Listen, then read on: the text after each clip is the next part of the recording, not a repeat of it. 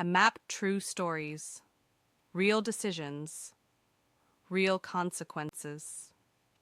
This story begins at a moment when certainty felt complete. He was 30 years old, and for the first time in his life, he believed he had found the person he would grow old with. Not infatuation, not just attraction, something quieter, something deeper. The kind of love that doesn't need constant attention. The kind where two people can exist in the same space, doing different things, and still feel together. She would read a book. He would work on a project. Silence wasn't awkward. It was comfortable. He thought he knew her.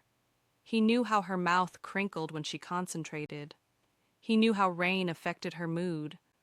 He knew the stories of her childhood, the small habits that made her who she was. Or at least, he thought he did. They had been together for a year and a half. The longest relationship he'd ever had, the healthiest too. They talked about the future casually at first, then more deliberately. A small suburban house, a deck with a grill, a goofy puppy, a piano in the living room. They joked about baby names. Trevor and Trevina were the joke names, the ones they pretended to veto dramatically.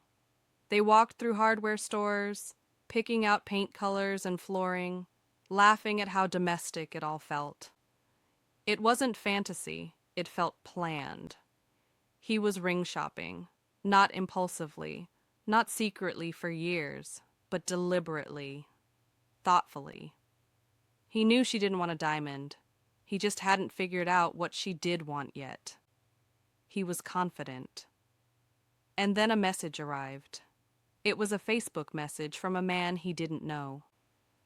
The man said he was her brother-in-law.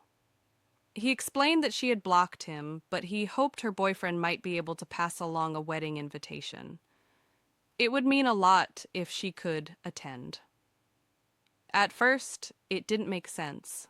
Brother-in-law implied a sibling, or a marriage. So he asked for clarification, and the story unfolded in pieces. She had been married before. To a man named Brendan, they had a son, a little boy named Sam. The child died in a car accident. After that, the marriage collapsed.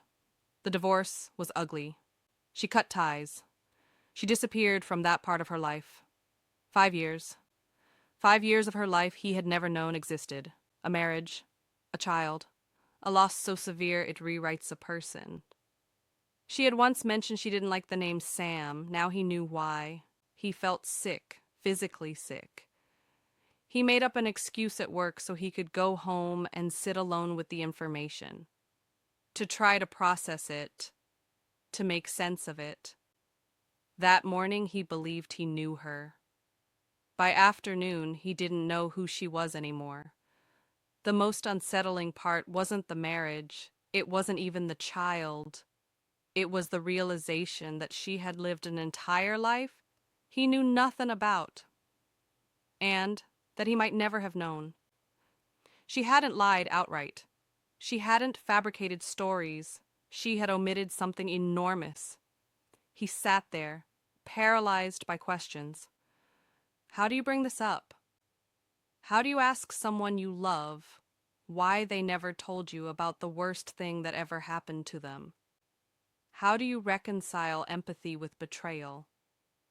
He knew what she went through was unimaginable. Losing a child is not something people move on from. It leaves permanent damage. It reshapes identity. And yet, he couldn't ignore the feeling that trust had been violated. He couldn't pretend this didn't matter. He couldn't go buy a ring and act like nothing had changed. But he also couldn't imagine walking away. So he sat there, asking himself questions he never thought he'd have to ask. Was he just a distraction? Was this something she did? Start over, erase the past? Move on without explaining? Would she ever have told him? Or was this pain so deeply buried that she couldn't find a way to share it. This is the moment where many relationships break. Not because of what happened in the past, but because of how it was handled in the present. This story isn't about whether she was wrong to protect herself, and it isn't about whether he was wrong to feel blindsided. It's about the collision between grief and intimacy. Trauma doesn't always announce itself. Sometimes it hides. Sometimes it reshapes a person quietly, invisibly. For some people, survival means compartmentalization. It means building a new life that doesn't touch the old one. Not because they want to deceive, but because revisiting it feels unbearable. But intimacy demands shared reality. A future built together depends on honesty, not just about who you are now, but about who you've been. When someone withholds a trauma of this magnitude, the partner is left with an impossible task: to be compassionate and to protect themselves at the same time. The truth is, neither of them is wrong for how they feel.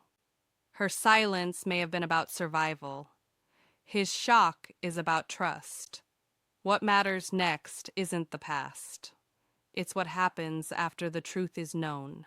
Does she acknowledge the omission? Can she explain why she couldn't tell him? Can she allow him into that part of her history now? And just as importantly, can he live with knowing that some parts of her may always remain guarded? Love isn't just about chemistry or compatibility. It's about shared reality. And moments like this force a choice. Not about whether to forgive, but about whether the foundation can be rebuilt honestly. Because marriage isn't about never having secrets. It's about knowing which secrets must eventually be shared, and whether both people are willing to sit with discomfort long enough to understand each other fully. This is where advice becomes less about answers and more about patience. He doesn't need to decide everything today. He doesn't need to buy a ring or walk away immediately. What he needs is a conversation, a real one. Not accusatory, not interrogative, but honest. Because the question isn't whether she had a past. Everyone does. The question is whether the future they imagined can still exist, now that the past has finally entered the room, and whether both of them are willing to face it together.